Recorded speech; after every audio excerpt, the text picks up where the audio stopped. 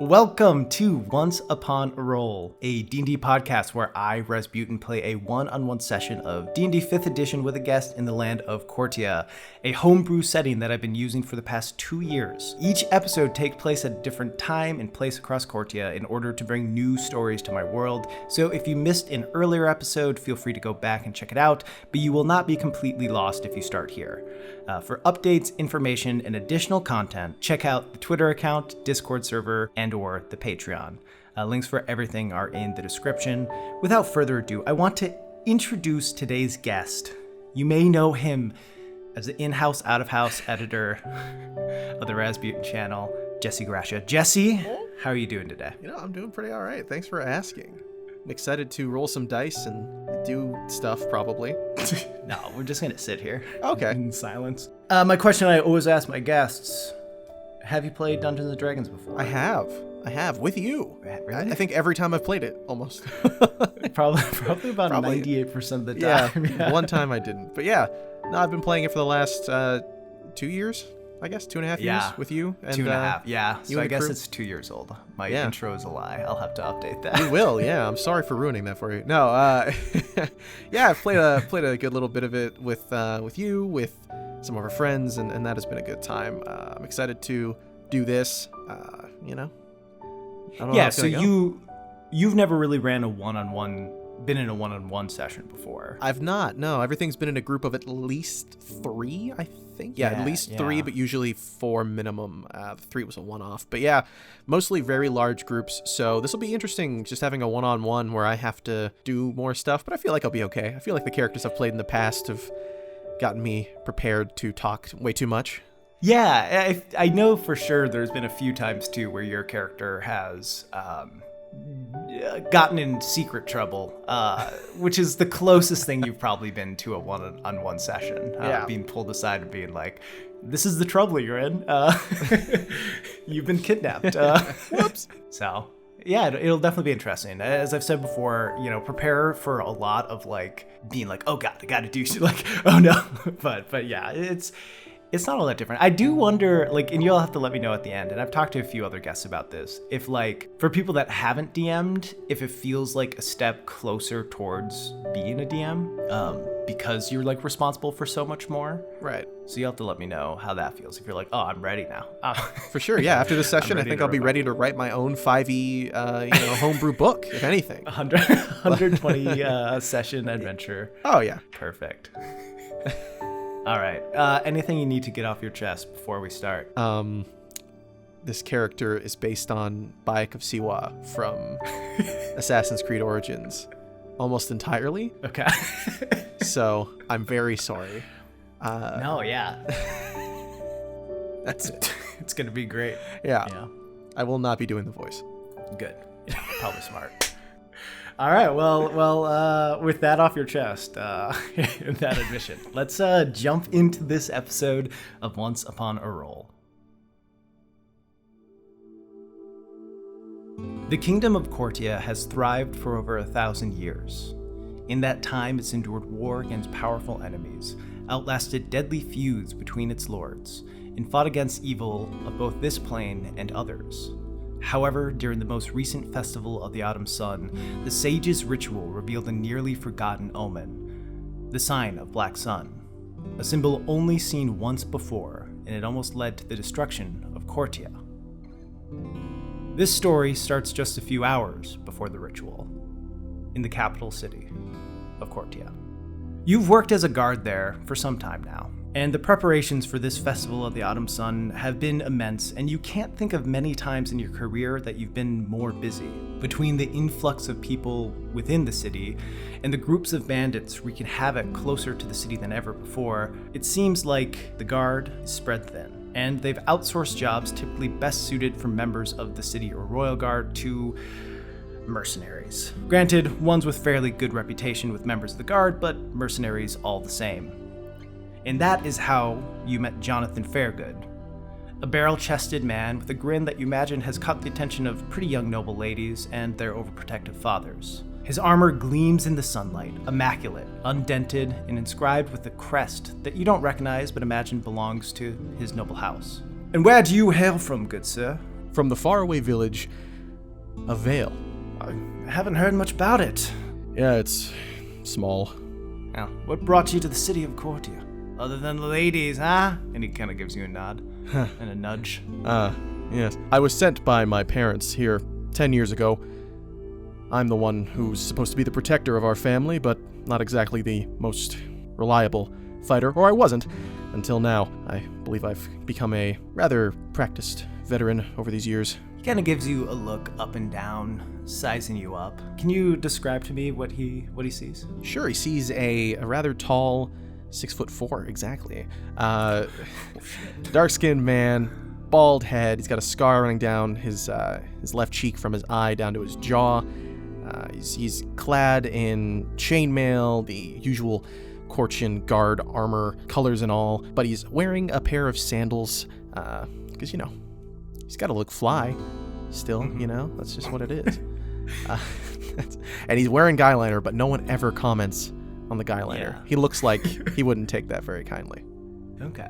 Jonathan kind of gives you that quick look and then, looks back forward to the direction you guys are walking. Ah, yes. Family honor and all that. Always important. Didn't know you took honor so seriously. Honor's all we have. Funny to hear that from a mercenary. Jonathan is an acquaintance of the deputy captain of the guard, Brandon Leffer, also known as your boss. Brandon helped him out of a sticky spot a while back and called in his favor.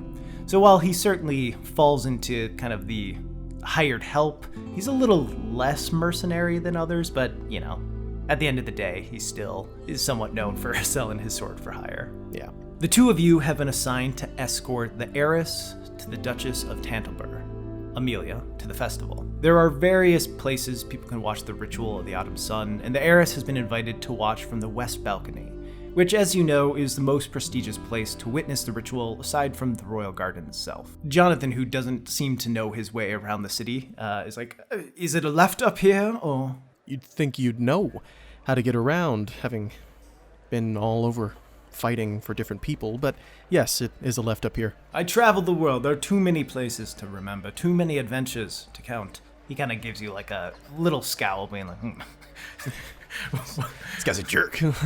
This guy's not impressed by me. Yeah. You are walking in pretty much what's the west of the river area. A river cuts through Cortia.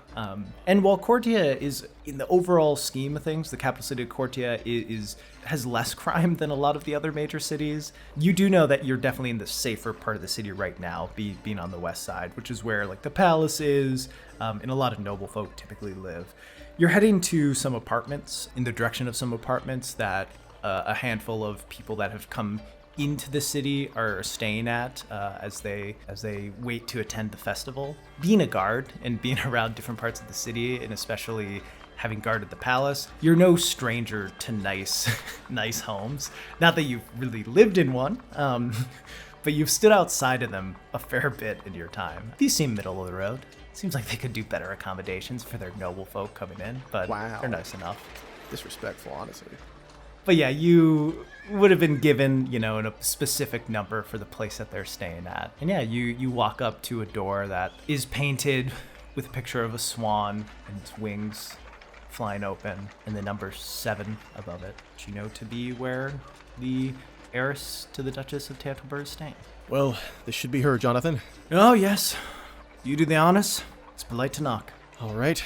And Asim knocks on the door. Mm-hmm. Still, just a light knock, by the way. Just a light knock. Like a polite. Yeah, I don't want to startle her, Yeah. You knock, wait a few moments. You start to hear, like, footsteps and voices beyond the door. Can you roll a perception check for me? Sure. It's a 3. Plus my perception. So that's a 5. Yeah, you hear footsteps and voices on the other side of the door, and that's about all you can pick up from it. The footsteps get a little bit closer, and the door swings open. Standing there, you see a young girl. You estimate maybe 10 or 11. Her hair is cut to her shoulders. You see she's wearing a well-made black doublet with matching pants, and there's a sword on her belt. Behind her is an older man who seems to be getting older every second. Your Grace, please, you can't go to the festival like that. Your mother... The girl turns. My mother is not here. If she were all that concerned on my appearances, I am sure she would have made the long trip down to monitor me. As I will one day be the Duchess of Canterbury, they may as well get used to me now. And she turns. Are you my escort? And she looks at you, and not Jonathan. Yes, I... Asim bows. I am Asim Fakri from Guarascia. I'm here to escort you with my assistant, Jonathan, last name. Fair good.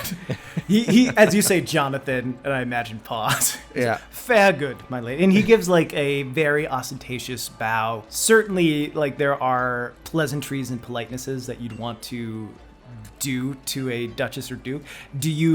Are you kind of taken aback so you don't do the normal like greeting, or do you still do the polite like? Because you would know them, as yeah, right. The over the top, Duchess of whatever, Tantalburg. Yeah, Tantalburg. No, I know. I just not have this memorized. I do. It's written down right here. I'm looking at it. Just yeah, just all that nonsense. Greetings, Duchess of Tantalburg. I am Asim Fakri of the Royal Guard of Guarascia, and I'm here to escort you to wherever. You give the polite, correct bow. Fairgood kind of goes over the top with it to the point where like she kind of gives him a look, and you take it like, is this guy mocking me? Like she's almost like, is this guy mocking me? But he stands up and she nods, and she turns to the old man. Ando, my escort is here. I will be back later tonight. All right. And he seems just defeated, knowing that he's not going to win this battle. But yeah, she steps out. She, I guess before, like after you do your bow, does put like a hand, I guess, up because you're super tall and she's a 10-year-old girl. Yeah. And like very in a polite way, puts her hand up. It's like, it's a pleasure to meet you. You too. She has a firm handshake for, a 10-year-old girl. Yeah. Good handshake. And then she steps forward, puts her hands behind her back and starts like a very straight, polished walk forward back towards the way of the palace. Ondo, good day. Jonathan, come on. Jonathan gives another bow and turns and starts walking alongside you. And as we're walking away, Asim's going to put his hand on the back of Jonathan's neck. Listen, Fairgood, do not mock me around the Duchess. You may not take our customs seriously, but we are respected. Do not lose our respect. And he lets him go. Roll an intimidation check. I feel like he's got a high intimidation stat, Probably. I mean, plus he's plus one's not great, but he's a +4 dude with a massive scar, so there's gotta be something. Yeah, there's the 18. That's a 19. He kind of like freezes, and like as soon as you put a hand on him, you see him kind of quiver a bit. I meant no offense, sir. I apologize. Yes. And then he kind of, as you let go, like walks into line next to Amelia. He seems like he would have said something before to her, maybe chatted her ear off, but he kind of keeps just giving you like sidelong glances, like, and keeps his mouth shut as you guys begin walking back to the capital. Nice. As you're walking, Amelia kind of turns her head to you. Asim, how long have you been a guard in the city? For 8 years. I've been training and fighting for longer than that, but for the last 8 I've been working for the Royal Guard. She nods. Did you hear the circumstances of why I need an escort to the festival? As is my job, I just listen to commands, but no, I am not aware of the reasons. My guard, on our way down here, was attacked by some bandits outside of the city. Half died, the other half are too hurt to do anything much more than lay in bed. Has it been like this long outside the city? Quite some time, yes. You would say probably, for the last 2 or 3 months leading up to the festival, it has increased quite a bit in terms of bandits getting a little more brazen, getting closer to the city, attacking. Obviously, there's always threats outside of the city, right? But much more. It seems like it's been this gradual thing of, as the festival has drawn nearer, more attacks happening. And part of it is probably, it's this big thing of all these rich people coming to one place and having the chance to grab them. But it certainly does seem strange. And it's created pretty high tensions within the city. You have been put on a few alerts of just keeping an eye on the moods, I suppose, of the people in the city of Cortia, making sure fights aren't breaking out, making sure any sort of tensions that are building with big groups of people are dispelled pretty quickly. Anytime that a festival of the autumn sun comes around, there's usually a fair bit of stress and worry. Every 10 years, they hold the festival of the autumn sun to dictate what the next 10 years of harvest will be like. Everyone always prays for the sign of the gold sun, which promises another decade of bountiful harvests. But most would do with the green sun, which will not be as bountiful, but still give many people enough to eat across the kingdom. The yellow sun is a pretty typical average yield. The brown sun, which is what has come up for the last 2 festivals, is certainly below average. Crops rotting in the fields, just in general, the omen of bad luck coming, and sometimes maybe monsters destroying crops. There's the blue sun, which is rare, that promises frosts, which typically means we need to harvest things earlier, or else we're going to lose things. Right, that's the long night. Gotcha.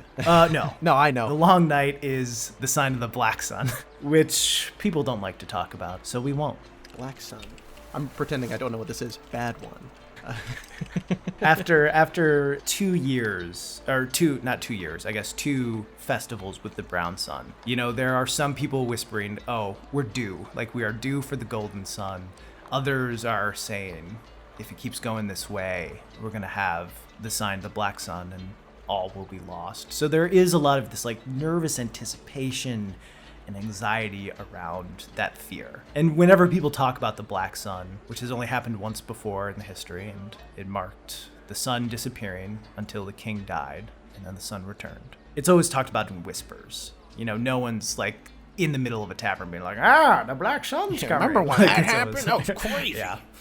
Yeah. And that was like hundreds and hundreds. No one was alive for it. It's right. In the place that's almost like, is this a myth? Mm-hmm. So, yeah, there's just been a lot of anticipation on what the sign would be. And there's been a lot of people critical of the king, who's been king for those past 2 festivals for sure. So probably for the last 20, 30 years. And as far as food goes for many people, it has gotten worse. Things have gotten worse over his reign. So there's some criticism of him as well. But that's normal. I mean, if people aren't complaining about the king, who would they be complaining about? Who's not? Hashtag not my king. Come on. Yeah. But yeah. So Amelia, walking with you, giving you the little lowdown of what happened to her garden, asking, have things gotten worse? Right. Then turns and says, how do you feel about the upcoming festival and the ritual? Well, after the last ritual and the brown sun before it, I'm hoping for at least a green. Maybe even, a yellow would be okay. Anything better than a brown. He gives an awkward smile. I don't know if I believe any of this. Yeah. Yeah. And you would not be the only person. It's the yields do not always equal the predictions, but people rarely pay attention to that, Yeah. It's also not obviously modern day where it's easy to be like, hey, this is how much corn we harvested this past year. Yeah. People definitely a lot of people hold true to this because it's the only information they feel like they have as commoners. You as someone a little more informed, being skeptical is not all that strange. Right. She says, well, Tantalborough is along the coast. We've made most of our money from fishing, so probably works better for us to have brown sun, but I imagine I'd rather have more people with full bellies than more gold in my hand. My mother would disagree, but she's not here, huh? Suppose not. That is very righteous of you, though, Lady Amelia. She gives a little nod. Just seems what's right. You'd be surprised how few nobles would agree. I assume your mother would be one of them. You see her, kind of pulling up a glove on her hand, as if it was slipping off some. My mother was raised in a different time than me, one where lords, dukes, barons, all a little more competitive with each other. King Aiden has done a lot to try to quell uprising between lords and issues between them in general. With that lack of competition, I think has probably changed some of our deals. You see, Fairgood seems like he really wants to jump in and start talking, but then he kind of looks at you, and he's like, Something to say, Fairgood? No, not at all. Right. Well, Lady Amelia, where will we be heading? You I suppose, would actually know the way you're heading and be in charge of it. We've just been walking behind her. I thought what was going on. Yeah. You would be like walking next to her, kind of leading her as something your character would know, like the ways through the city. Right. You kind of look ahead and you see the path you took is now starting to be filled with more and more common folk as they head to like the viewing area of the ritual. You would probably be like, all right, I'm going to take a back way. I don't want to lead a noble through a crowd of very nervous. Well, it's more of like you see that they're kind of nervous and you've heard a few things of like commoners beating the shit out of noble people. Right. So you know to kind of keep it away from the common folk, especially in this time of anxiety. So you take a back path and head to the palace.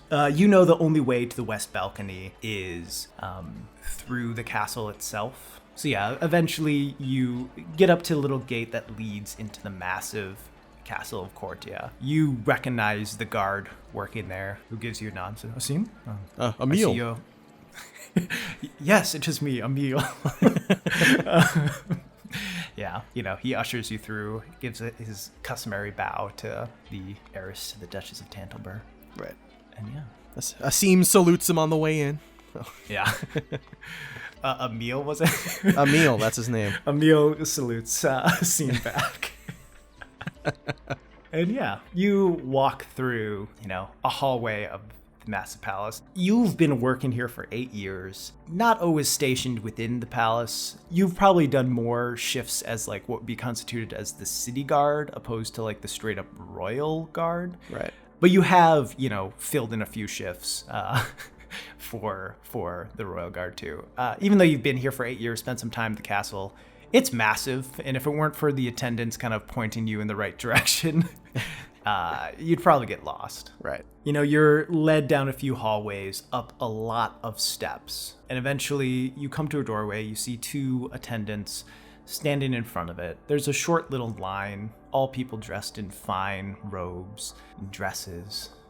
You wait in the line, I imagine? Oh, yeah. Yeah. Prim and proper.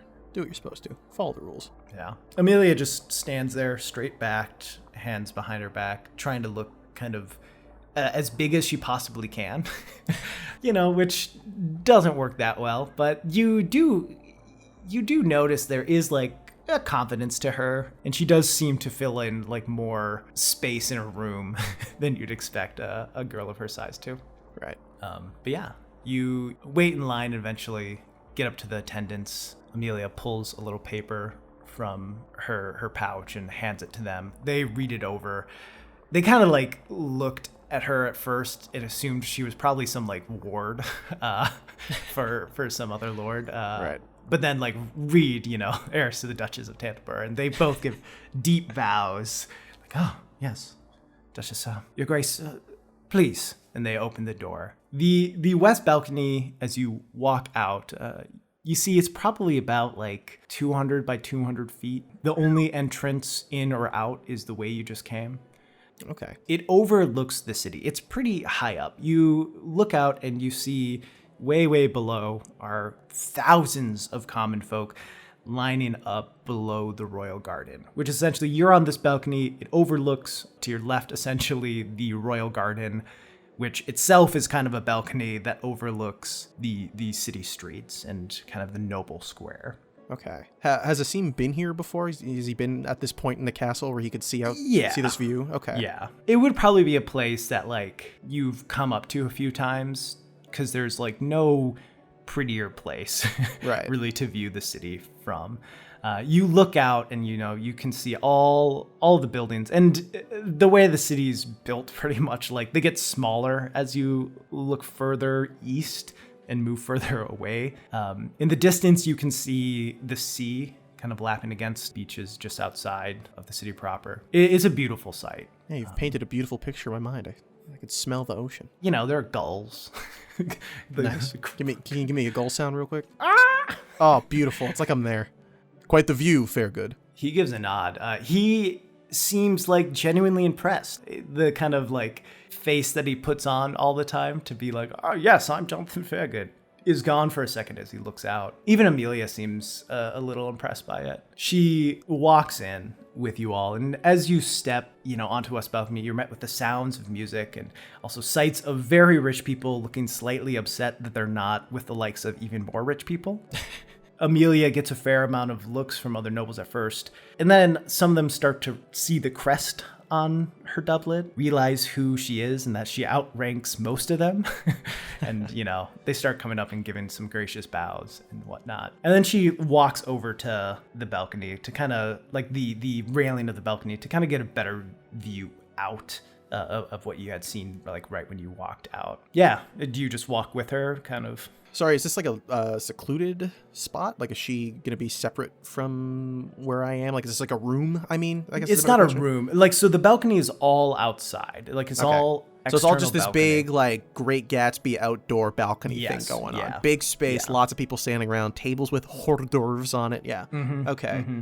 Cool. As long as she's in eye shot and she's not talking to anyone, Asim tries to stay back and give her space, because while she's a kid, he also respects that she's relatively high ranking and probably wants to be a human being and not cattle. So he tries to hang back with Fairgood, as long as she's not having a conversation with anyone. Yeah.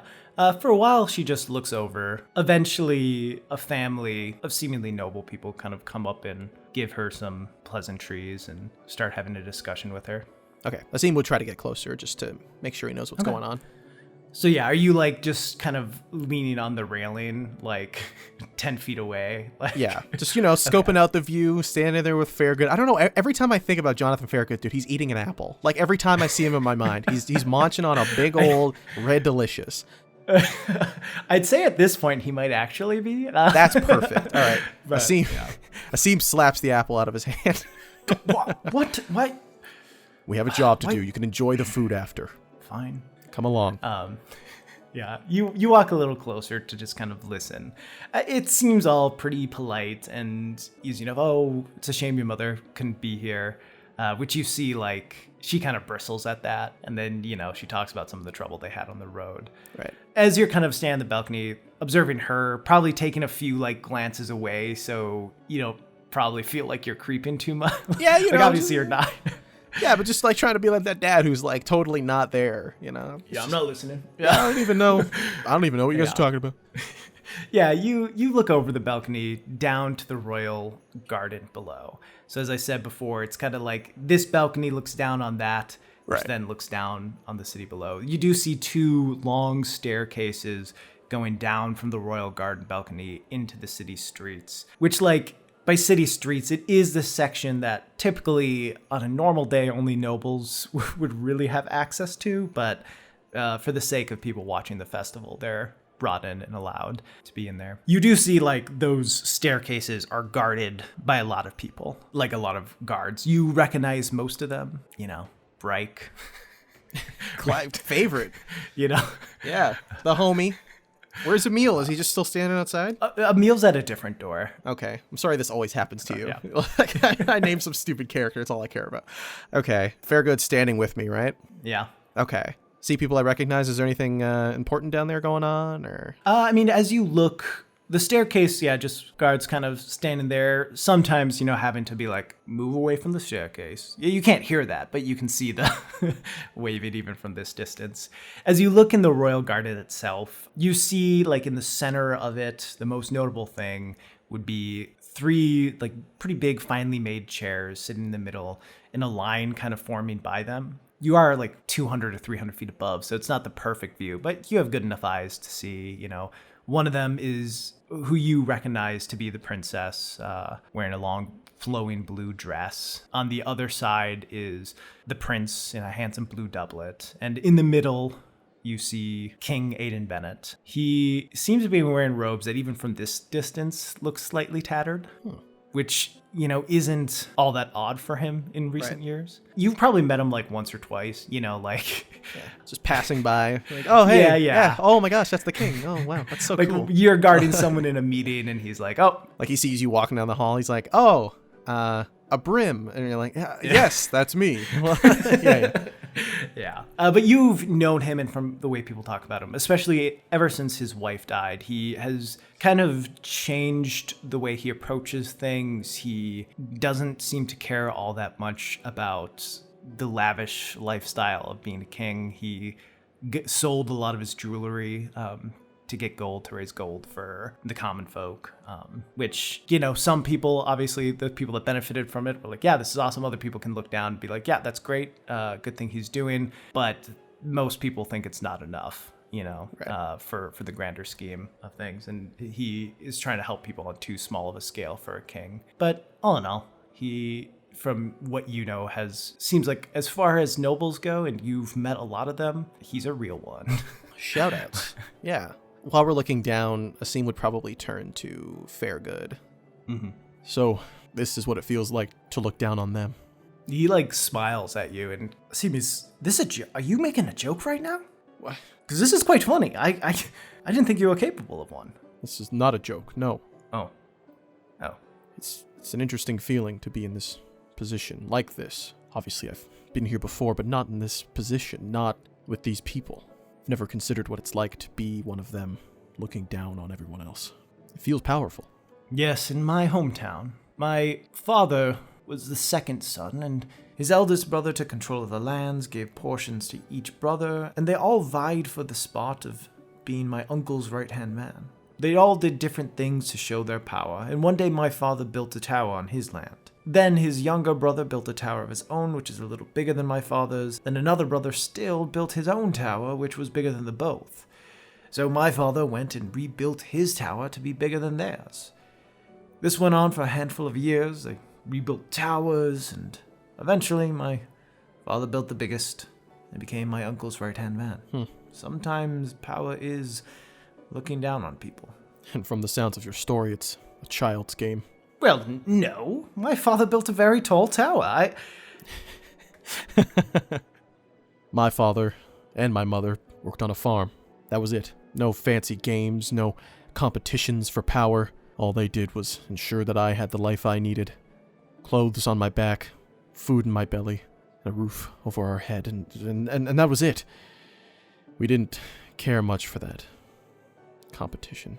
These last years here has been a good reminder of how humble my life used to be, and how everything I've done here is just to support them. When I go back, my job will be to protect the village. There will be no looking down. There will be no one looking down on me. It will just be us again. Sorry, Fairgood. A little contemplative for no reason. You didn't need to know that. You see him, looking over a tray that a server had brought over, kind of trying to pick which he wants. He's like, oh, sorry, what was that? He picks that hors d'oeuvre, puts it in his mouth. Asim looks at the same tray and grabs one as well. The food smells delicious. That's all. Don't speak with your mouth full. Asim eats the hors d'oeuvre and looks over at Amelia. Yeah, she is alone at the moment, kind of just looking out. Then Asim will walk up and ask her if there's anything she needs, anything he and Jonathan can do for her.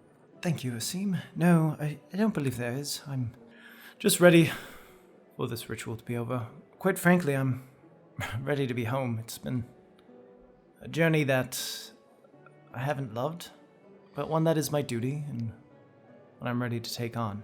But the sooner all this is done, the better. You're very mature for your age, Amelia. I'm sure you hear that often. You see her loosen her posture a bit, and she kind of leans forward and puts her elbows on the railing. I'm sorry, my lady, not to offend. Well, you say that, but all of my household staff and my mother all say I'm a wild child. Never listens to rules, never listens to anything. Guess it's all about perspective. I suppose that's true, my lady. If I may, when I was younger, I considered myself to be quite the rambunctious one. A lot of running around, a lot of teasing my father and hiding things, lots of games and lots of getting in trouble with the law in the city. But obviously not the same level of seriousness as what you're going through. My point is, you are who you believe you are. You're not beholden to the opinions of your parents. You may feel like that, but in time, their power will be yours, and who you are to them will not matter. All that will matter is who you are to yourself. Roll a persuasion check. Sure. Persuading her to believe in herself. You got this. You got this, little homegirl. 13. Persuasion is probably not that good. -1, so 12. She gives you, like, a little smile and straightens up a bit. She seems to appreciate the words in general. Whether or not they sink in deeper, it's hard to tell, but right. She appreciates your effort. Yeah, on a scale of 20, she, that seemed to hit her about 12. That's not bad. You hear a horn from below. As you look down, you see people kind of stand up, including the king. You aside from obviously the king, the princess, and the prince, you recognize a handful of people down there. Some are prestigious figures from the capital. Others are lords from other cities in Guarascia. And you even notice a group of adventurers who've been gaining some local fame for doing some work from Brandon. They saved one of your friends, Randall, right. And they've started to get some fame known as the Cowmen. You do not really get it either. That's a stupid name. Yeah, that's what Asim has thought. Yeah.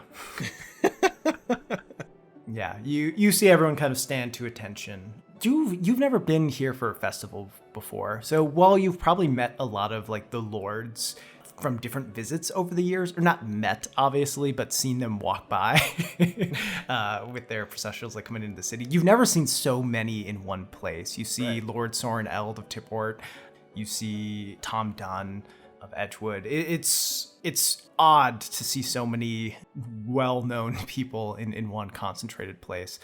You see coming out of a doorway is someone you have never really met before, but he's a well-known figure in the city, Archsage Emil. Not Emil, like your friend guard, but right. Emil. Yeah. A character who has existed long before the one you just created. No, 20 Emil's been here since day one, man. We grew up together, man. Trained with him and everything. The Archsage walks out, and you see kind of at the edge of the royal garden is a massive ceremonial pot. And you see Emil walk up to it with a few other sages in tow.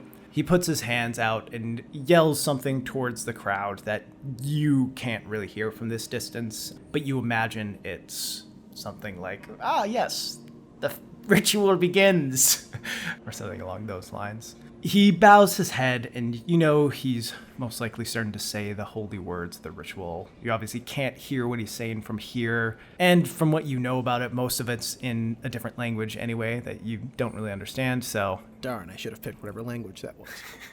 A few minutes pass as he continues along. You see him adding things into this pot as everyone kind of watches with this anticipation, these nerves building up. It's odd to be in such a massive open city where you, from your view, can literally see thousands of people and have it seem like if a pin dropped, everyone would hear it. But that's about what it is. Maybe after about 10 minutes, he steps back and the liquid inside the potion starts to pour over the side. Gold. The golden sun, the sign that harvest will be bountiful, life will come easier. A cheer starts up in the audience. Asim wouldn't care, he's too cool for all this, but he sees the gold and he does a little yes. Okay. But then the cheers are choked out as a black bubble breaks the tension of the liquid. And then another and another. There's a moment of silence after, those kind of quick, little cheers and even the jump from Asim. And then it's followed by too many noises to really take in. There's screams that come from all directions. Angry yells can be heard. Gasps from the nobles in the west balcony make it to your ears. And then you hear the sound of many feet at one time, all charging. You see people start to storm up the staircase, knocking your fellow guards to the side and trampling others. You see Bryke, who is in the middle, fall off the side and land onto the ground head first. You see the people in the royal garden turn and begin to flee inside the castle as the crowd gets nearer to them and closer up the stairs and up to the balcony. Jeez. As you look back toward the city, you already see some smoke coming from a few buildings. All right, Asim grabs Lady Amelia, and they're getting out of here. Very good, come on. He's like, what is happening? He can't move. Amelia like turns with you, like you see, like she looks terrified, but she's ready to act as soon as you give the direction to. But Farragut's just kind of standing there. Hey, fool, come on! Yeah, you yell fool. Do you like grab him at all, or just yell it, or? I just snap in front of his face and yell at him. Okay, yeah, you get within 2 inches, and he kind of like shakes his head. In this moment, at least, he seems slightly more afraid of you than he does of this distant crowd. You see the nobles all on here who are a little closer to the door because you've been by, the edge of the balcony, are running towards the door, all trying to crowd through at the same time. It seems like slow going through there. But yeah, Amelia is at your side, looking terrified. You see, make a perception check. All right. That is 16. Okay. You, kind of look out. You see that the mob has, continued to run. You see a handful of them as they've, moved into the royal garden and trying to, get into the doors that have just been shut by the nobles down there behind them.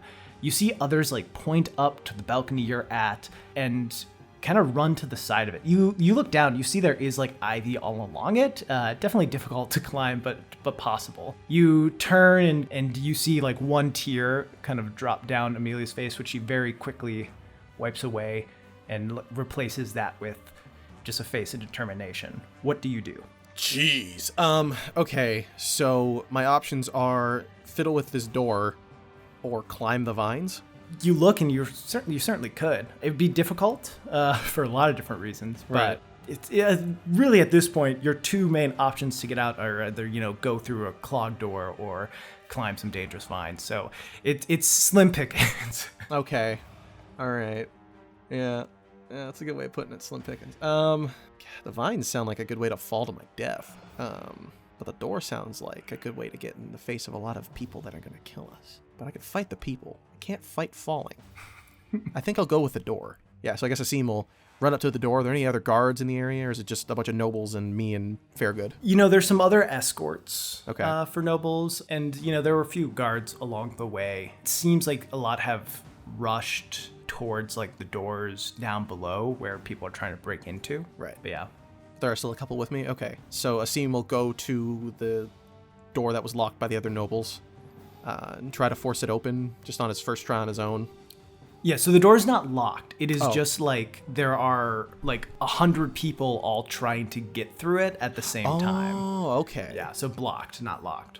Well then, so we just gotta wait for them all to pile through? Yeah, or you could try to shove through them, Oh, well, yeah, dude. 100%. All right. Well, okay. So, okay, yeah, try on his own first. Are you holding Amelia's arm? Holding Amelia's, yeah, her arm. I guess he's short and he's big. Yeah, as much as he can without holding her hand. He's not her father. He don't do that, even if it's to save her life. Yeah, he's gonna hold her by the forearm, trying to move his way through the crowd and see if that works on his own first. All right. Are you trying to do it forcefully or sliding through when you can? In a bit of a scramble, it's gonna be forceful. Yeah. Okay. Then make a strength check. Okay. Hey, that's a 20, baby. Plus the strength plus 2. You're able to push through a lot of these people. You do your best to forget the lessons you've learned of how to treat nobles. And yeah, you push through. You get a few looks of shock. It seems like people are mostly a little too in shock to care because they're all trying to push. Exactly. You do get a few people who see you push. And one of them is do you know who I am? But then they're pushed away and fall to the ground. and you keep moving along. Yeah. It's very good following. I guess Asim would look back. Fairgood is following in the path that you're creating. He's not really being forceful. He's just trying to get through the little cracks you He's sliding created. through oh, sorry about that. He's a brute. Sorry about that. That's about it, yeah. Yeah, cool. Do we get all the way through, or? Yeah, you get through. You get through the doorway, which then opens up into the bigger hall, and you see people running down. The women wearing dresses are having to hold up their skirts as far as they can to have a good range of motion. Panicked yelling. You hear, even though it's down below, you can hear what sounds like massive thuds on doors below. What do you do? Jeez, okay. I mean, I know the layout of this place well enough, right? You feel like even though you've definitely, as I mentioned before, gotten lost in it, not been familiar, you would know how to get back the way you came today because you're not like a total idiot. Right. You know that well enough, yeah. And the way I came today is this downstairs or through the hall? Yeah, you would have gone down a floor. You would have been like down 2 major floors pretty much. Like there's the one that the Royal Garden's on and then one below it. Okay. And then you came in from a side entrance. Okay, my mind's telling me downstairs, but my body's telling me through the hallway. I'm gonna go downstairs. Yeah, you see people going all sorts of different directions, trying to figure out through different hallways where to go the best way out that doesn't lead them to a group of people. Some of them seem to get into rooms, shut the door behind them, and you quickly hear the sound of like bookshelves, like everything just piling in the door in order to protect themselves. But you head towards the stairs. There's obviously a handful of staircases in this building, but you probably head to one close by with as few people as possible. Yeah, probably, yeah. You do notice that like a few nobles like follow along with you, seeing you in like the courting guard uniform. What you've noticed is most of the guards at that party seem to be personal guards for the various nobles. Right. So they know less about the area. But yeah, you run down the stairs. Okay. So there's other guards following us then? Like personal Well, there's guards. other armed people. Yeah. Yeah. Other mercenaries, basically. Not the same position. They are hired. They're not like, just contract workers. They are working for them specifically, but just like other guards, basically. General concept of like people who could fight. Okay. As we make our way down the stairs, Asim would probably stop at the bottom and take a look around. He wouldn't go all the way down. He would just see if he could look around a corner to see what's going on. Okay, so would you be going to the base floor where you came in or to the Royal Garden floor? I imagine you were trying to... Probably the garden floor, just to stop and see what's going on, because as much as he does want to follow through with protecting Amelia, he does also want to make sure his fellow guardsmen aren't falling for no reason. Yeah. So yeah, stop on the garden floor, and before he goes to peek around the corner or goes any further past, like, I'm guessing it's like, what, a couple flights of stairs before each floor? It would not be like the normal size of a flight of stairs, if that makes sense. It's just like in this place, the floors are pretty big, very high ceilings, like, whatever, a normal floor is probably like 12 feet or whatever. This is like, each floor is maybe like, has a ceiling that's like 50 feet. Okay. So it'd be like multiple flights of stairs, but only like one story. Okay. Once we reach like the middle point or like closer to the bottom of the flight of stairs towards the garden floor, Asim would turn to Fairgood and be like, all right, I'm going to check what's going on down there. Before we go, watch Amelia. She steps forward and unsheaths a bit of her sword and says, I can fight with you. I'm sure you can, my lady, but in this instance, I don't want anything to happen to you. We don't even know what's going on or what you would be fighting. So while I appreciate your offer, please stay with Fairgood. Roll a persuasion check. This is 16. Okay. She puts it back in and gives it on. I'll be back shortly. Asim goes down the stairs just to take a peek around, see what's going on. Yeah. You see like nobles that were in the Royal Garden like running through the hallways here, trying to find a safe place to go. Some go down various hallways, some do the same as people the floor above where they get into rooms and try to barricade them. Some just seem so panicked and afraid that they're like almost paralyzed, like sitting in the hallway like You look out and you see kind of a massive door, which leads directly to the garden. You see a big bar is across it, and a few guards, royal guards, like have their shoulders against it, and you can just hear on the outside yells through the wooden stone and banging against the door. It seems like the mob is trying to break through. Okay, but not any like obvious attackers on the floor or anything? Just people running in panic? Yeah. Okay, but they're going to be coming through that door, I would guess. It seems that way, yeah. Okay, cool. But that's not the door out, right? That's just the door for the floor? That's the door to the garden. Right, okay. Which could be a way out, but there's also thousands of people over there. So probably a bad way. Yeah, I would, from the sounds of it, not great. Okay. Yeah. Are there any other sort of things that look like they might be exits? Maybe it's just people frantically running, that door, and the stairs. That's kind of it, yeah? Yeah. Okay. All right. Then I'll head back up the stairs in motion for everyone to follow, just as we make our way down the rest of the stairs, I guess. Okay. Yeah. You see the people that were kind of like following along with you continued on. They didn't really want to wait. Yeah, no, so fair. At this point, it's really Fairgood and Amelia. And Fairgood is like, he is moving obviously with you guys. He does seem to have that same look that you notice some of the people like in the hallway have of like, oh my God, what did I get myself into? Seems paralyzed a bit with fear, but moving along like based on your sheer intimidation. Okay. Can I roll insight on that? Yeah. I don't not believe it. I just want to react properly. It's a 6. Yeah. All right. Whatever then. Yeah. He just looks scared. Yeah. Okay. Then Asim will grab Amelia from Fairgood as they're making their way down after he notices the look on his face. Just look at him and say, look, I understand. It's frightening. Fairgood, we don't know what's going on. I don't know what's going on. From the sounds of it, nobody does. But you cannot be afraid right now. We have a job to do. Follow along or get out of my way. Roll. You have this weird mix of intimidation and persuasion. I'm going to say I'll give you intimidation because it ends with like a get out of my way. Yeah. That's the classic, it's an intimidation this time phrase. It's an 11. Okay. He seems, to slightly snap into it, but it's mostly still following because, like, this man is in front of me telling me to move this way. I will move this way. Yeah, right. Okay. Running on pure adrenaline. I don't know what's happening. Okay, cool. All right, then we make our way down the rest of the flight of stairs. Okay, so you go to the to wherever we entered from, yeah. Okay. Do you look into the hallway that you had just spied in before, or you're just... my original idea was, with stopping on the floor, was that hopefully the rest of the people would stay if there was enemies there, but they didn't, so I'm not going to do that this time. Okay, so you just move past that floor. Yeah. Okay. As you're moving, make a perception check. Okay. Ooh, that's a nat 1, baby. Yeah, you keep moving down the stairs. You get to the base floor and you're looking out at a hallway in front that maybe not the straight shot, but it's just a few turns to get to the entrance that you were at before. Okay. Are there any windows nearby? We must be low enough now that if we were to jump out of a window, we wouldn't be, like, done for, right? Correct, yeah. Okay. Are there any windows nearby? No, not in the hallways. Okay. From what your understanding of it, at least in this part of it, the windows will all be in, like, rooms. Right. Okay. Are there any rooms with open doors? Probably not, right? Everyone's probably barricaded rooms.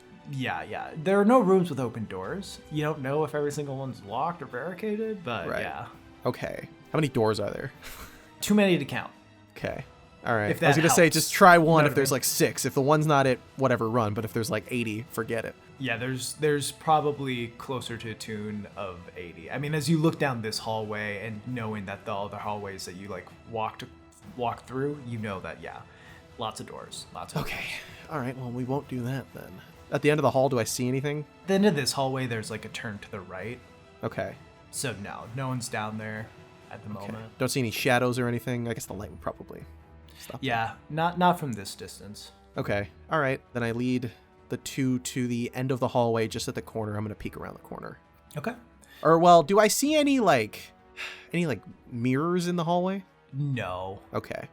Do you see like some suits of armor, things like that? Okay. Paintings and whatnot, but not really mirrors or anything like that. Yeah.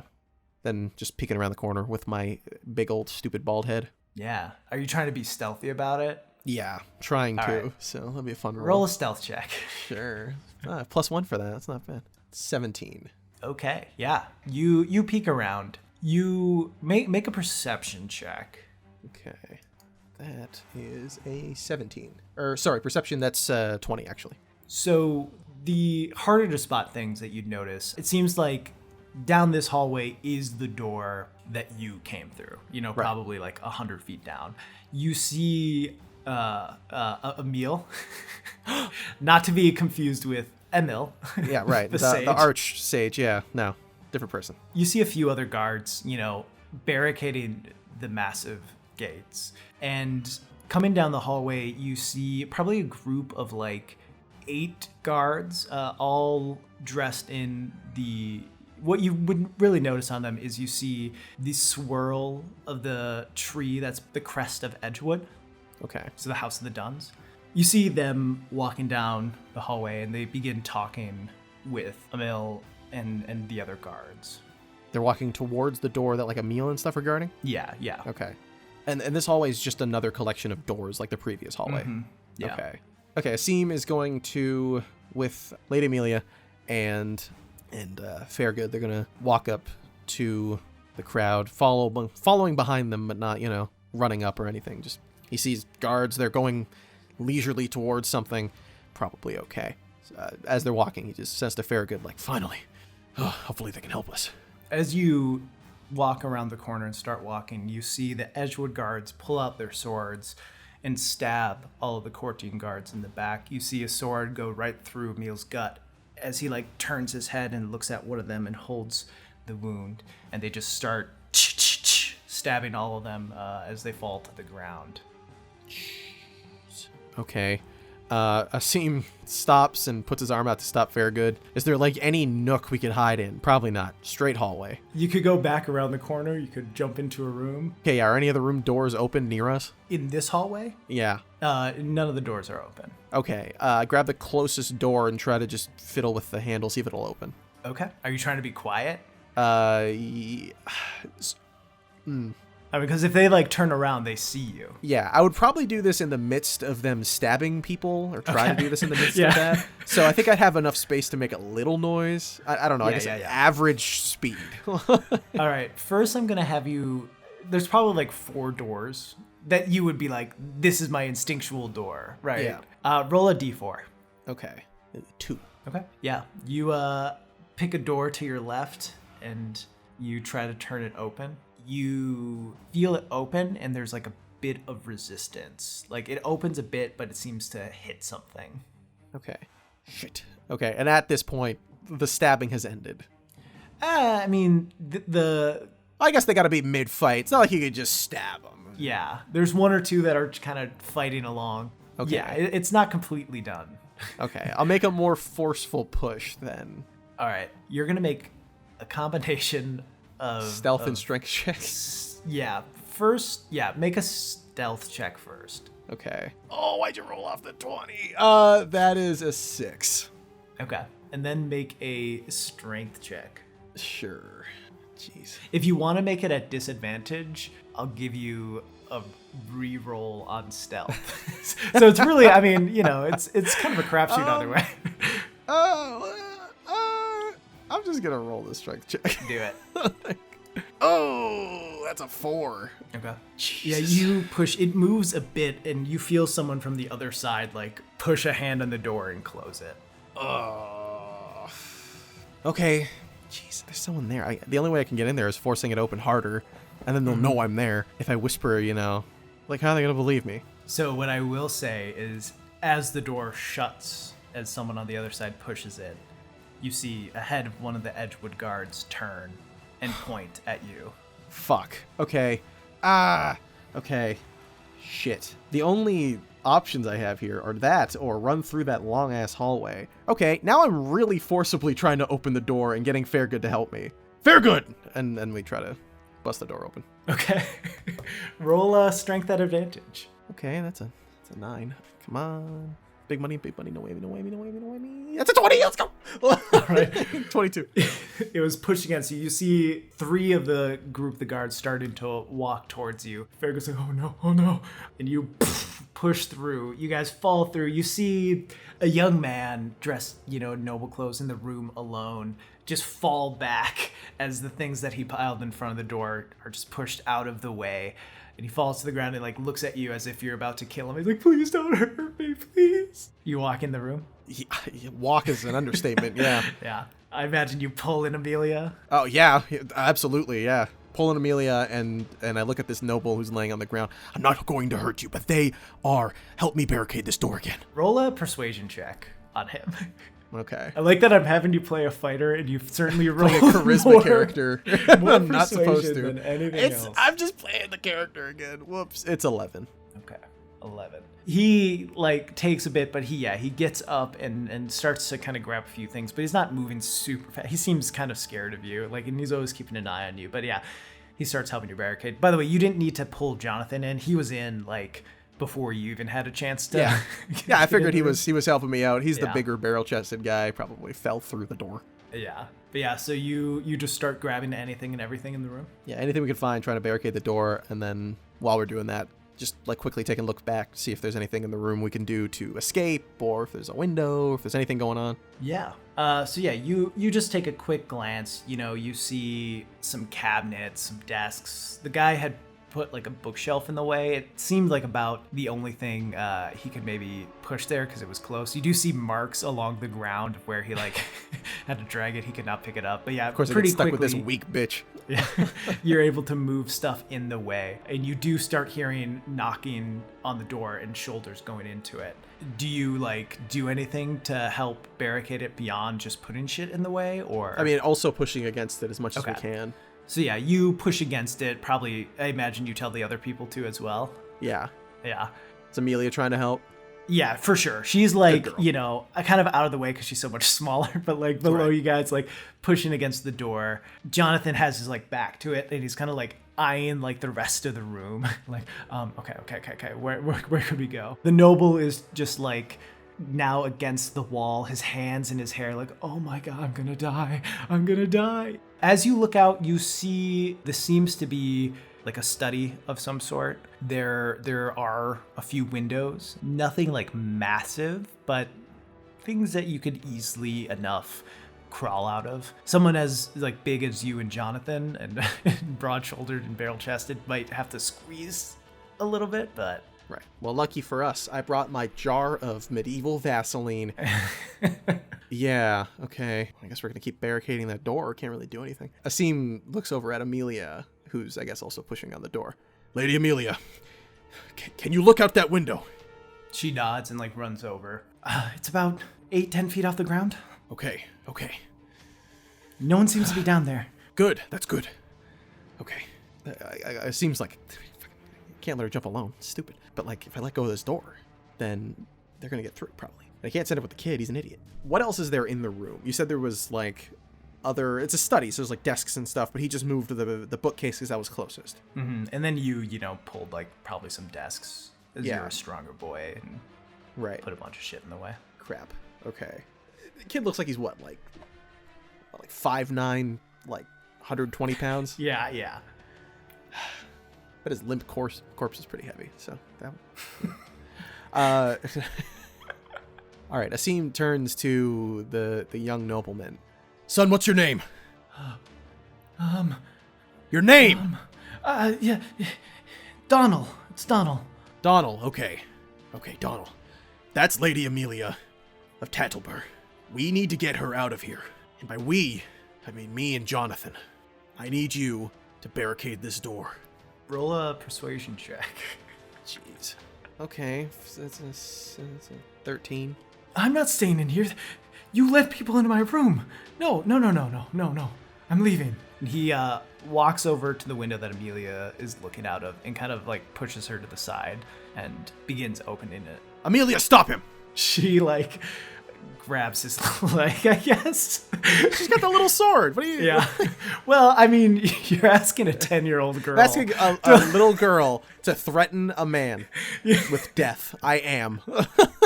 She grabs his leg, and he's like, "What are you doing?" And he pushes her to the side, and she falls down. And then she pulls out the sword and I have my needle. This time, I know something. Fuck you, Donald. Winter is coming. What do you do as she's holding him to sword point? Listen, Donald, I don't want to have to hurt you. I don't want to have her hurt you. They push on the door a little harder. But look, either I knock you out and your limp corpse holds the door, or you do it yourself. Roll intimidation. This one, I'm better at. That was a nat 1. He jumps out of the window. This will provoke an attack of opportunity from Amelia, who will swing. Jeez. But she misses as he jumps out. Okay, good. All right. I wanted to actually hurt him. Okay. Oh, man. Okay. Asim turns to Jonathan and says, "Fair good. Are we fucked?" He looks at you, looks at the kid who just jumped out the window. I'm not. And he runs to the window and puts a leg through it and starts climbing out. Not as like much of a jump as the last guy, but he goes out the window. Holy shit. Okay. You hear like a thud as he climbs down and vanishes out of sight. It seems like he landed on the ground. Oh! And then you hear the sound of someone getting up and moving along. Asim, shock on his face, eyes open wide, mouth agape, looks at Lady Amelia, realizing everything going on, how even with fair good, it was hard enough to keep the door shut. He's using all his force to keep it shut now. Yeah, make a strength check. He rolls a 10. Well, he gets a 10. You feel like some of the things, like the door's kind of going opening a bit, and some of the things are getting pushed. Most of it is still there blocking the way, and you still have a hand on it and are able to push it back. But when they seem to be lining up at the same time, it's getting harder and harder. He looks at Amelia and just mouths at her, "Go." Roll a persuasion check.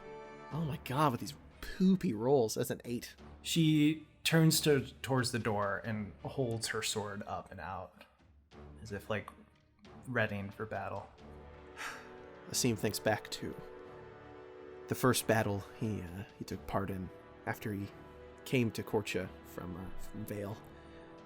He thinks of his friend Cecilia and the fight they had gotten when they were caught in battle with the enemy forces, and Asim was trying to hold them off to let her escape, but she stood her ground. He remembers her taking her weapon out, preparing for battle. He remembers holding her limp body. He thinks to himself, "I can't let that happen again." Asim removes himself from the door and runs, grabs Lady Amelia, and throws her out the window. All right. You're going to have to make a grapple check for it. Luckily for you, you're a 6'4". Yeah, 6'4", and she's maybe 4 foot. Okay. What's the grapple check? Is it a strength check or athletics? Yeah. Right, okay. Well, good thing. That's +4. This has to be the 20. No, it's a fucking 6, dude. What are these shitty That's a 10. 10 total. She rolled a 7 and then a -2. So That's good. You're able to pick her up, and she like looks at you, and her eyes are wide and like face serious, no sign of anything but like this raw powerlessness as you pick her up, and she gives you like a small nod as you push her through the window. Ooh. And as she's on the edge of the window, Asim looks at her and says, "Remember, you are who you are." You hope that you saw a brief hint of a smile in her eyes at the very least. Maybe it's something that you're just seeing because you need to see it, but you hope. As she falls down, I'm gonna have make an acrobatics check. Okay. She like hits the ground kind of awkwardly, but is able to roll. She looks up and starts running away. You hear the door being pushed open, this kind of rhythmic as seemingly 3 shoulders, you move into it at the same time. And the things move further and further into the room until the desks, the bookshelf, all the things that were in the way get pushed aside, and you see 3 men in the door. Seems like more men behind them, and they all start walking into the room, swords drawn. Asim takes his battle axe, like from wherever it is off his back, holds it 2-handed in front of him, and looks at them and says, "Is this how it ends? Why are you doing this?" Orders. Same as what you would follow. Roll for a knit. Oh, okay. Keep that hair short. That is a... Oh my god, dude. A 4. That's not good. No, it's not That's a bad roll. These have not... I don't think I've got a single good roll other than the 20 to get in. Yeah. All right. So 3 of them are in the doorway. They mostly seem to be carrying spears and a few with short swords. One of them, who, at the top of the order, 18, is going to run up to you and try to poke you with his spear. That's a 11. Probably a miss. Yeah. It's good to have 19 AC. Yeah. Then the next is a 14. You're a 4, you said? Yes. Yeah. I got a few guards to go through. Okay, cool. Good. Another one who is in the doorway runs up, takes a stab with his spear. That's a 6, so... Trash. The first one, you kind of like push the spear away. This one, you duck under it. The third in the doorway, who knocked the door over, is going to run up and take a swing with his sword. That's a 21. That one does hit. You take 6 points of slashing damage. Next is a 5. So he'll run up and take... I guess they're surrounding you. Yeah. No one has gotten behind you yet, I suppose. But one will run up to the space right next to 2 of the guys, kind of on an angle from you. Swing at you with a spear. That is an 11. That don't hit. And the next is 4. You're up, bro. Oh, boy. God. They all have attack of opportunity. If you move, yeah. Right now, there's a guy to your side. Okay. A guy to, like, your left in front of you. Okay. A guy so directly in front of you. There's a guy at my 3, a guy at my, 10 or 11, and a guy at my 12. 12, 3, 9, 11, yeah. Okay. I couldn't get through that window if I just try to jump through it. I'm a big boy. You might be able to jump through it enough. Yeah, but then if I don't, just a stupid asshole with my legs hanging in the room. If I try to get through the window and I get stuck, would I have to use another action to get through? Yeah. Okay. God. Plus, they'll know where she went if he runs out the window, because he'll just look. Okay. All right. Knowing that if he goes out the window, they would see him and probably her, because they would be looking out the window. He's going to fight just enough. Well, obviously not just enough. How would he know? But, he's going to fight for a little while, hoping that she gets away before he tries to jump out the window. Okay. So, yeah, he's going to slash at the guy on his right, because he would be closest to the window. I'd say the window's behind you. So Yeah. the guy to your left or right, would be closest. Okay. Then he'll go for the guy on his right. Yes, well, I'll slash at him with my battle axe. Roll to hit. What is that? This is a 20 to hit, right? Yeah, duh. It's hit roll. Yeah, I never played Dungeons and Dragons before. Okay, that's a 10. That's 14. 14? That's not going to hit. 14 will just hit. Oh, okay. That is 6 damage. Okay. Yeah. You swing your battle axe at him, get him in the side. He starts bleeding. You get a little spot, but digging into his leather armor, and digs deep enough to hit him hard. And he yells out, "Ah!" Yeah. So your back is to the window, right? Kind of blocking it. Yeah, trying to block their view out the window, Yeah. making sure I'm against the wall so they can't get a little sneak attack on me. But that is also, you're in a corner. Yeah. But whatever. You gotta do what you gotta do to protect the girl. And I guess Fairgood. And the Daniel or Donald. I hate him, stupid duck. Then that'll be me. Another one will run through the door, kind of moving into your 1 o'clock position. Jeez, okay.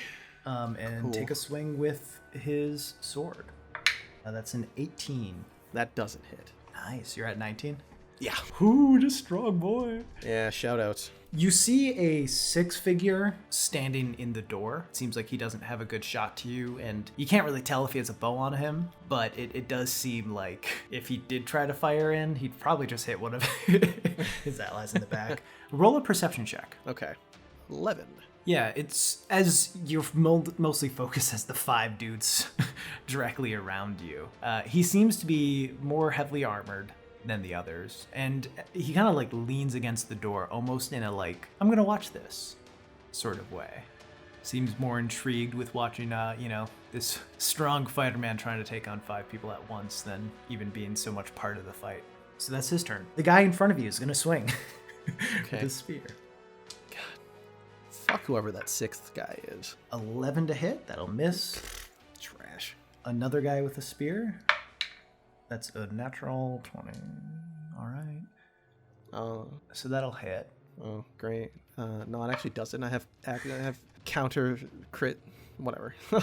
Rolled low though. So 6 damage on that one. One's gonna swing at you with a sword. Okay. Oh, after he gets hit, he goes, oh. Yeah, naturally. Minecraft Steve, dude. 17 on that one, so that's a miss. And then, oh shoot, I think this was another sword boy. Nat 2, that's gonna miss. Okay, You are up cool. again. Jeez. Yeah, we really moved all the standing stuff I could knock down to the door, huh?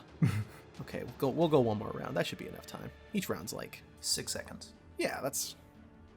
She's she's small. They run fast. I'm gonna attack a different dude on the other side, on my left, on the 9. Okay. Big old axe swing.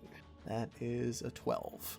12 will not hit, unfortunately. Yeah, figured. But I bet he got spooked and backed up a little bit. Not like physically, but like his head moved back a little bit. Oh, okay.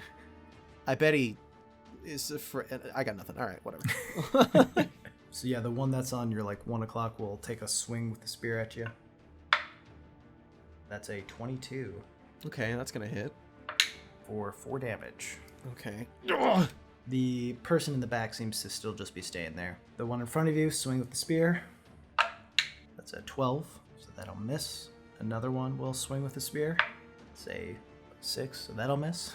Are you just kind of stand there behind your shield, there's a Sparta, yeah, exactly, yeah, kicking him back, yeah. Using the back of the battle axe to knock him back a little bit, get out of my face, block the attacks, yeah. A sword will come at you. That's a 21 to hit. Okay. For 2 damage. Then another sword. 18. It doesn't hit still. Just misses, yep. Yeah. Cool. Then you're up. Okay. So I can still see that 6th guy is still outside of the room, right? Yeah. Okay. Does he look different at all? Can I roll perception for that? Yeah, you can roll. I mean, he seemed to be armored more heavily, wearing probably still Edgewood robes, just more of a leadership position. Okay. I'm going to holler at that guy. You might as well join in! He shouts at the guy at the back. Roll persuasion.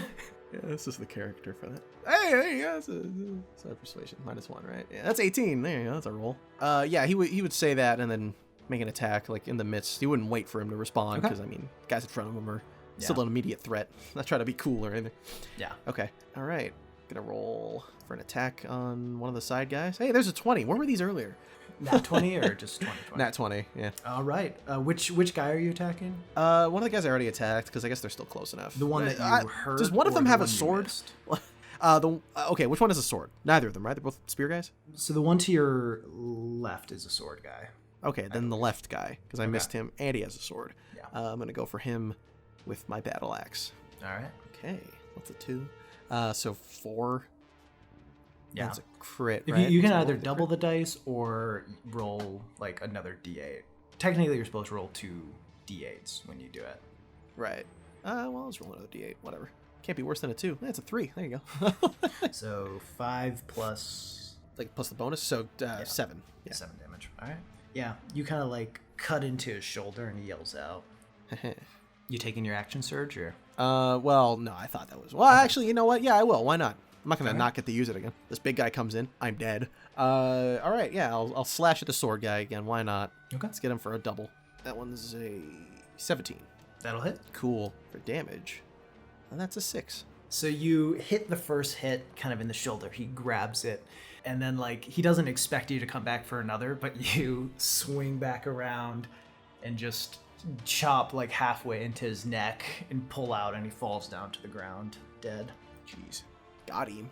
All right. Anything else? You do have a bonus action. Yeah. I guess I could gain health back. I mean, I might as well. If I do that, can I still shout at the guy afterwards? Yeah, shouting's a free action. Yeah. That's okay, cool. Sure. All right. Yeah, for my bonus action, I'm going to use Second Wind. Get a little health back. So that's D10. Hey, cool. It's 12 health back. Okay. It's almost like I didn't get hurt. And then I'll shout at the guy, because, I just killed one of his soldiers. These guys ain't nothing. It doesn't even look like I got that hurt. I'm going to shout at the guy at the back again and be like, you want to take his place? So going off of your earlier shout and whatnot, we'll factor all that roll with everything you say. A spearman is up first, though, who is going to take a stab at you. Okay. Natural 1. I'm gonna say he swings at you, and you kind of grab the spear and pull it out of his hands and just throw it out the window behind you. It just goes cool. That's great. Window. So he's just got his hands now. Damn. I guess he could take the dead guy's sword. Yeah, he'd have to move across some people. Yeah, no, totally, yeah, but he could still do that. The guy in the back, you see him put his hand up. Stop fighting, stop the fighting. On their turns, each of the men, and he kind of takes a few steps towards you.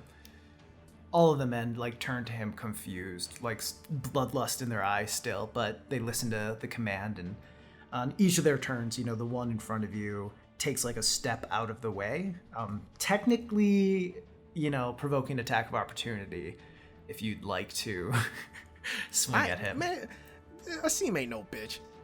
Okay. So yeah, the people in front of you in the order all kind of walk out of the way, and the man kind of steps into your line of sight as they clear. You see, to the best of your ability, you do not recognize the man himself by any means, but he seems to be a knight of Edgewood. Has a nice sword with some rubies on the hilt, a smug look on his face. You look like quite a fighter. I'd be happy to kill you to my sword. You can try. He kind of gives like a look to all of his men to like move aside, and they kind of take a few steps back, creating a sort of like arena for you. He readies his sword, does that, like pulls it out, does a little douchey spin around his hand and holds it out. I'm gonna have you re-roll a knit. You guys will be starting a new fight technically. Okay. Come on, this has got to be the good knit roll. Come on, baby. 2. No, it's actually 2. Plus 1, so 3. All but right. He acts first. He is going to run up to you, holding a sword with 2 hands, and take 2 slashes. All right. First is a nat 20. Okay. That does 11 damage. Okay. Oh wait, actually it does a little more. Yeah. Yeah, sorry. It does 18 total damage. Okay. And his second is a 19 to hit. Okay, so that hits, yeah. 22 to hit, yeah. Yeah. And that will do 8 damage. So, Jeez. what was that, 17 and 8? 25 total? Yeah, I'm looking a little ouchy, a little hurty. Jesus. All right. Yeah, that was good. Yeah. Ow. Feeling a little less confident. Seems thinking, bad idea, maybe. I feel like now's maybe the moment to jump through the window. But it has to work on one go, because he doesn't have action surge anymore. Because he had to show off. So maybe he just stands his ground. Maybe he doesn't run. Yeah. You know what? He stands his ground. He does. He's not running. He ain't no baby. He is a little bit, but not right now. He's gonna look up at this. He's gonna look up. I don't know. They same height. You're probably a little bit taller. The man's tall Right. enough though. But I also just got bodied, so he's probably Yeah. like down on one knee, looking up at him or something. Takes his battle axe. Looks at the guy dead in his barely you can see eyes through the holes in the mask, and swings his battle axe, just aiming for the guy's chest. All right, roll the hit. That's a 10. He kind of like just parries it to the side, laughing. Asim spits up a little blood and looks at him again. Just finish it, you coward. He's gonna look at you, give a nod. I thought this would be more exciting, and take swings at you again. First is a nat 1 though. Oh, okay. I imagine you hold up your shield. Yeah, just try to block the Like shot. you're like I'm fine dying, but But I'm not going out like a not gonna- bitch. Yeah. So you hold it up. The sword gets like stuck in the wood. I'm gonna say he loses his second attack in an effort to try to pull it out, which he is able to pull it out. But you're up. Okay. Ugh, jeez. Maybe I should have tried jumping out the window. Asim sees that he's rocked and tries to get up a little bit and swings at his legs on the way up with the battle axe. All right, roll the hit. Well, better. It's 15. It's not gonna hit, but Yeah, 15 better. will miss. It kind of just bounces off the plate armor of the knight. This has been like the most depressing ending to anything D&D related I've probably ever done. Anything else? I guess that's me. I don't really have anything else to Yeah. do. I could move, but like trying to jump out the window, I guess. Like I'm not gonna do that. I've already committed to dying, so whatever. He is gonna look down at you, admiring your fight a little bit. Not necessarily. Obviously, he got you on a bad day, and after being attacked by 5 of his henchmen. But yeah, he's gonna take swings at you again. 22 to hit. That one hits. That'll be 8 damage. Okay. He's feeling the hurt. And that is 13. Hey, that one doesn't hit. Man. See, I don't know. Whatever. He called him a coward. He can't jump out the window, and then he's the coward. All right, Asim, with all the strength he has left, looks up at the guy again, without falter, without any sort of fear. He knows this is his time, but he keeps on fighting. He swings his battle axe once more, aiming for his chest. Roll the hit. That one. This is kind of perfect, but also very frustrating. You swing, and he just, with his sword, parries it, and the battle axe flies out of your hand. Seem looks up at him, just staring up at him. Down on his knees, I guess, because, just completely gave up and failed. Looking up at him. He grabs the small banner bit of the house sigil that Cecilia gave him all those years ago, as he looks up at this towering knight, waiting for his end. The knight looks down and gives a nod and takes 2 swings with his sword. Asim thinks of mom and dad. They'll never see him. He'll never get to protect the village. Blood splatters across the stone floors of the keep. You hold your last thoughts as tightly as you can in your mind, thinking of how you spent your life to protect others. There certainly could be worse ways to go. And that's where we'll end this session. Oh, I love you, my big boy. I miss you. Oh man, I don't feel good. I don't either. That hurts. Like, it was great. Damn. I didn't think that was where that was gonna go at all. I didn't either. Yeah, I thought you'd get out the door, but I think it was kind of a perfect, or out the window rather. Mm-hmm. But I think it was kind of a perfect end for him too. Like, it makes sense, especially, like, I didn't have as full of an idea of the backstory that you created, other than like the quick little notes that I read of yours. Yeah. But the idea of him being the one to let others go and not like leave people behind, Mm-hmm. It makes sense. Yeah. It's so depressing. It's sad. It's crazy that in those 2 hours I both figured out the character enough to like go through that, and also like had the roles work where that made sense. Yeah. Yeah. I was really hoping for a heroic, like I felt bad, obviously, that the knight rolled a fucking nat 20 on this first one. And then you rolled 4s and 1s. Yep, that's a bad game. Yeah, that's tough. Yeah. You want to go cry, man? A little bit. That was really good. That was really good. Jeez. Yeah. Well, it ends with him looking down on, or someone looking down on him. On him, and the whole and the whole thing. Yeah. Oh man. Jeez. Oh, that was really good. Jeez. What the hell? It's the sort of like feels bad session, but that hopefully made for a compelling story. Totally, yeah. That's the episode everyone hates to watch but has to watch. Yeah. Well, gosh. Yeah, so that is, I suppose, it's obviously been long referred to in the podcast before, but that is the first time the Day Black Sun has shown. What other mysteries? So wait, yeah. Who else? No, who even? Maybe Emil comes back. Who knows? Not Emil though. Emil. The Archmage Emil, or your boy? No. Emil's Emil. dead. Oh, he got stabbed. Maybe he comes back, dude. That's true. We haven't necessarily seen the end of anyone. But yeah. What has happened to Jonathan Fairgood? Is he okay? Where's Amelia? Is she all right? The heiress to the Duchess. Tune in the future to find out. For anyone that's listened in earnestness all the way through, thank you. Thanks for joining. Yeah, for this depressing bout. Yeah. Oh man, such a depressing end to such a, such an interesting character. Endearing. For what I had, anyways. Yeah, endearing. He has his principled. Yeah. He's got his principles. He's got his, he's got his morals. He's got his own personal thing he's got going on. Didn't even get to play it out. It's awesome. No, I like that. It's really cool. No, I really genuinely I genuinely think it's cool that like, you know, we together there kind of, well, I mean, yeah, me, but like, you know, you two, you played a big role. We made a character together.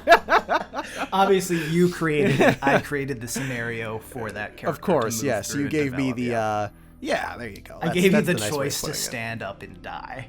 Yeah, exactly. Yeah.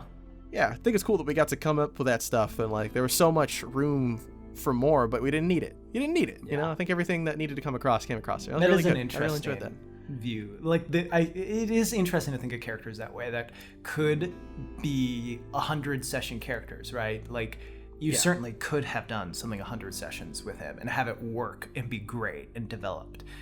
But it also worked really well for one session to get an idea of his principles, who he is, who he would die for. Yeah, it's. I think that's a sign of a well-crafted character that they can work on any level. I think on a deeper discussion of character death, that is obviously important to do at the end of this episode of Once Upon a Roll. And obviously this is slightly more narrative. If I was being more true to life, I should have given you death saving throws. But at that point, it's just kind of like... Yeah. It's like, oh, okay, he gets back up and then gets hit again. And there's a knight and 5 dudes. Yeah. But I think with character death, what can be hard is like creating a character that you're like, if he dies now, then it's all for naught. You know what I mean? That's always a hard thing of like, if a character dies too soon, does their story feel complete or matter in any sort of way? So I think when you can have it be like where it could be something that could develop for 100 or die in one session and still be a really good story is definitely a well-crafted character. Yeah. You know, pat on my back, I guess. Good yeah, thanks. Yeah, what you were saying at the start about how you feel like a lot of people end up doing the one-on-one sessions and feel that element of like, oh yeah, I could be a DM. You know, that was cool. Like, yeah. No, I mean, you know, I obviously not. Like, oh, I'm ready to do my first session. Mm-hmm. But there was a lot of that at the start where I was like, you know, we don't really do that in your campaign, where we're presented with a question and we have to come up with that sort of stuff on the fly. Not often anyways, at least not anymore, because we've got more established characters. Sure. So it was nice to do that sort of first session character thing where someone asks a question and you kind of have to come up with it. That was really cool. I really liked that. I miss doing that sort of thing. Yeah, that's definitely a fun part of earlier in a campaign. I think too, with a one-on-one session, it's like when you're playing a group, which is obviously, I love playing with a group. It's a ton of fun. But you are always thinking about the other people, as you should be, you know? Yeah. Which means like a lot of things end up being decisions by committee of like, obviously there's times where just your character will make a choice, but like with bigger things, where to go, what to do, it's like, well, what do you guys think? What seems like the best choice? But then when it's you being like, all right, this is the situation I'm going to manufacture. I'm going to, you know, peek on this door here to see what the best path through, you know, like you're making more decisions on like scouting, where to go, what to do, like, and you as the only player have to do it, like which gives you a lot of agency in that regard, and not like always thinking about what's the best plan that everyone agrees is the best plan. For sure. Yeah, definitely. Yeah, I really like that element of this. This was really cool in that regard of like, yeah, like you can't, you know, there were moments where I was thinking like, oh, I'd send the guards to go do something, but also like, yeah, you can't, you know, they're NPCs, you can't make everyone do what you want all the time. So you kind of gotta. And the rolls were really bad too, which helped in me having to actually do things. But yeah, no, that was great. Like, yeah, that was, compared to all the other characters I've played, it was cool to play like a forceful, kind of like no nonsense character. Yeah. I wasn't here for jokes, because everyone I do is charismatic and funny and stupid. Yeah. So yeah, no, that was, yeah, man. And it still ended up being like, because, you know, I'm really big into narrative stuff for D&D. That's my big thing. You know, fighting's whatever. But yeah, I can't believe it still turned into something like that. I did not even think it was going to be, like, I thought we would just get out of there and that would be it. Like, you know, where do we go? Who knows? But no, it ended up being like a big thing. That was awesome. Yeah. Well, thanks for playing, Jesse. Thanks, anyone who listened. Thanks for listening. You know, I'll have another episode at some time in the future, as that's the only time I could do it. Have a great day and or night, and see you next time. Bye.